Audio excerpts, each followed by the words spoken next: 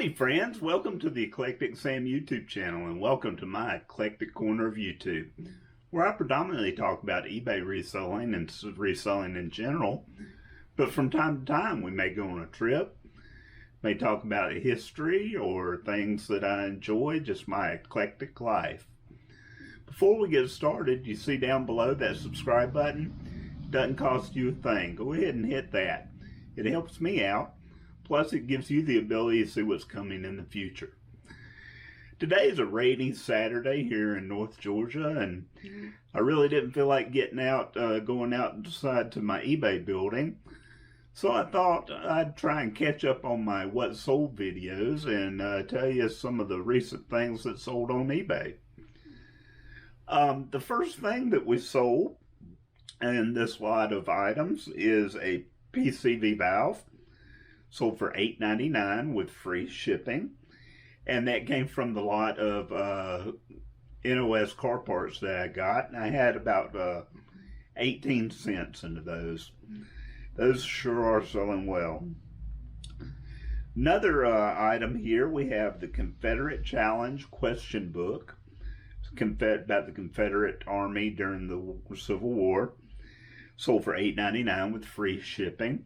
And that came from the lot of Civil War books that I got.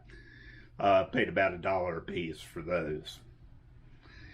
Next up is a basketball card. Don't normally collect basketball cards. I normally just collect baseball cards. But I was at my local antique store and was looking, and they had a box full of cards, and they said $1 a card. So I picked this one out. It was a David Robinson 91-92 Fleer for $9.99 is what it sold, plus shipping.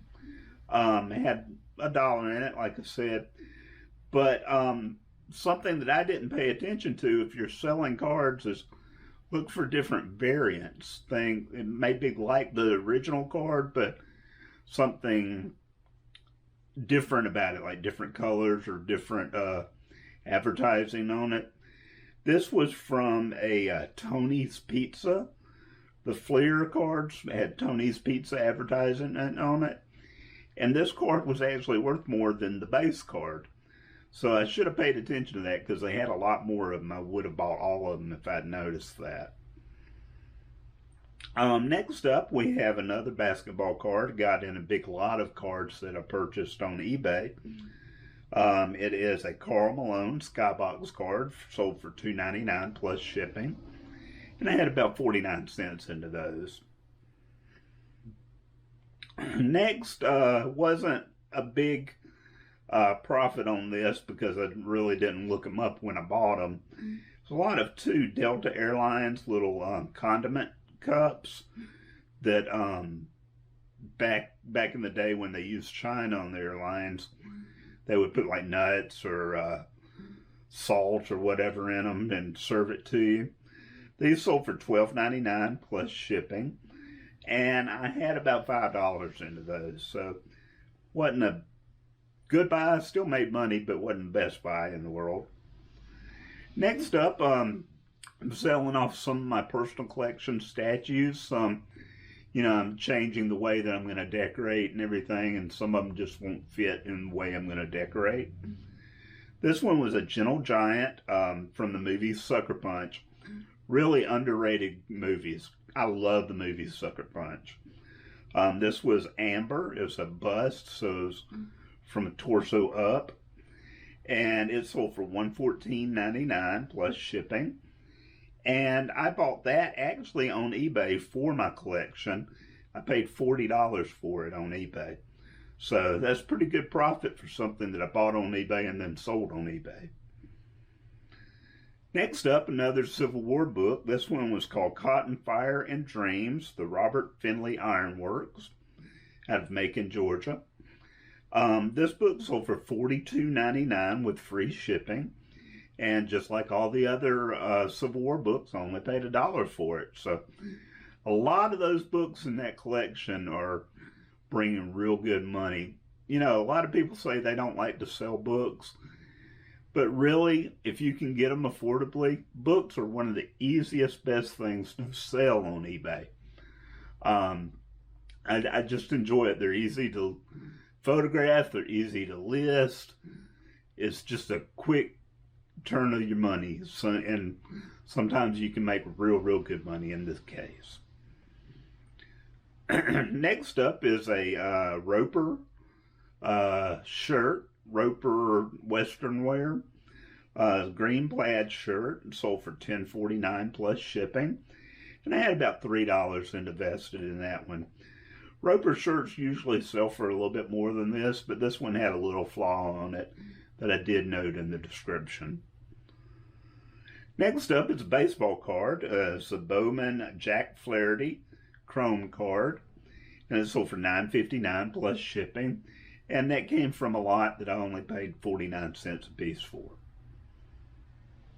Next up is a Hot Wheels, a little Hot Wheels Ford Transit van that had Star Wars logos on the side of it.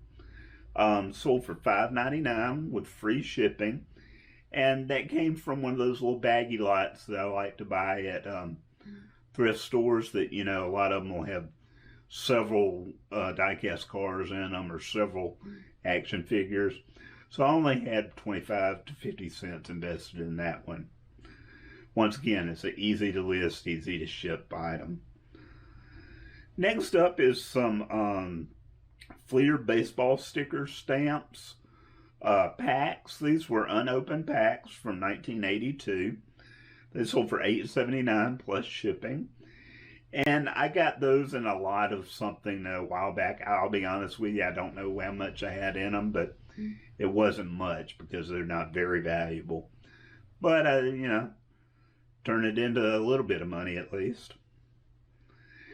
Next, we have a 1966 Topps Brooks Robinson rub-off or a sticker decal type thing. These were actually in the packs with the baseball cards. They would usually have like 6 baseball cards and one of these in it or something like that. But this one sold for $11.99 plus shipping. And that came from the lot that I paid 49 cents a piece for. Next is one of my big sales for this time. Another statue that came from my personal collection. Like I said, I'm changing up the way I'm designing, setting things up in my living room. So this one didn't go along with what my new vision is. So I sold it. It's a Mighty Jack's Under the Sea Mermaid statue. Now, Mighty Jack's is considered urban art, so they'll take something and kind of modernize it or, you know, sensualize it or whatever and do very limited runs of them. But this one I paid $150 for it from Mighty Jack's when it came out, probably about 1.5 years, 2 years ago. And it sold for $485 plus shipping. Yeah, $485. That's a good case of don't be afraid to step up to the plate and you know, pay big money for something that you know that will make money. These statues that I collect, they're very limited runs, so it's kind of an investment for me. I get to enjoy them for a while. Down the road, if I want to change up how I'm decorating, I'll sell them and make money. If not, they'll just sit on the shelf and keep making me money until I want to sell them. Next up is an Izod Pullover, sold for $10.39 plus shipping. And that came from a dollar rack at my local thrift store. Usually a lot of thrift stores, mostly the mom and pops, will phase out their items if they'll do like the colors. So each week they'll do a different color on their tags. And once they get to an old color that's been there for a while, they'll phase those out on the clearance rack for like $1 or whatever. I love to shop on those because 9 times out of 10 you're not going to find a high dollar item there. but you're only paying $1 per item. So you can get low-end things like this and still make a decent little bit of money on them. Another thing from a dollar rack was LMFAO, the group. Every Day I'm Shuffling shirt is kind of a concert t-shirt. They're not really a big name group anymore. They used to be pretty popular though. Pretty funny music. It sold for $7.19 plus shipping. It was on sale, and like I said, I only had $1 into it. Another Civil War book sold. This was a rare pamphlet book of naval ordnance and gunnery about the Gatling gun. If you see in the old Western movies, the machine gun where they turn the thing and the barrel turns and everything, that's called a Gatling gun. But this little pamphlet sold for $35.99 with free shipping, and all the Civil War books I have about $1 in. Sold another Monsters magazine, sold one last video, sold one this video. This was Monsters of Filmland, 1970. It sold for $18.39 plus shipping. Next up is another Haynes manual. This one was for a Dodge truck, sold for $15.99 with free shipping. It was on sale. And I didn't have much into this one. I think I bought it at a yard sale or something back when I owned one of these Dodge trucks. Biggest pile of junk I've ever owned, but so I really needed a repair manual for it. Next, we have another dollar rack t-shirt. This was a vintage Martha's Vineyard t-shirt. Sold for $11.99 plus shipping. And like I said, only $1 into that. Final item is something that I don't talk a lot about, is retail arbitrage.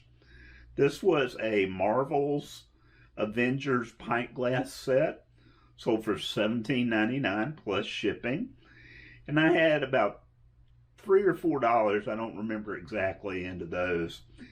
And what retail arbitrage is basically going around to places like Walgreens, Walmart, Target, places like that, and buying things on their clearance shelves at discounted prices and turning around and reselling them on eBay or Amazon or places like that for the full price that they would bring. There's real good money in it. I don't do it very often, simply because I have so many stuff in my death pile that, you know, I don't have time to go out and do retail arbitrage as much.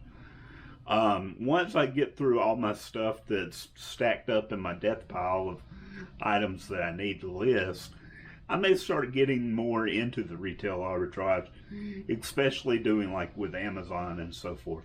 Don't ask me how to do the Amazon because I don't have an Amazon account yet. But I think I've seen where a lot of people do real good with it. And I think that's something that I want to step into in the near future.